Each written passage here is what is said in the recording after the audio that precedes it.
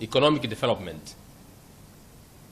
So as the judiciaries, what is our role in assisting our countries to be able to develop and achieve the economic prosperity that we should have?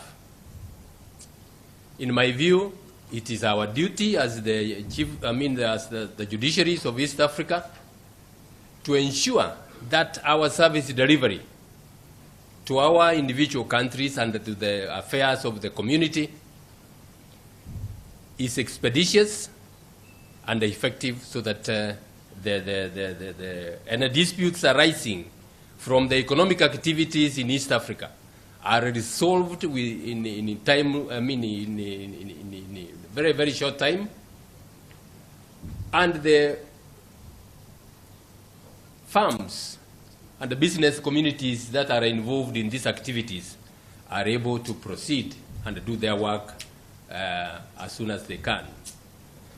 You must be aware that we, in East Africa, we face literally the same challenges of backlog. We have challenges to do with the harnessing of technology. We have challenges of the rule of law in quite a number of instances. My happiness is that the program I see here is going to discuss quite a number of these challenges.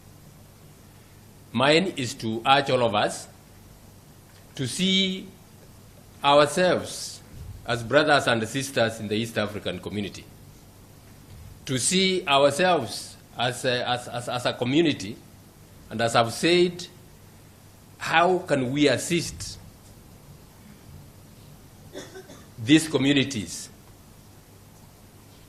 to harness the economic potential that we hold. We can only do that if, as judiciaries, we do our work efficiently, expeditiously, and move on with the activities of the East African community.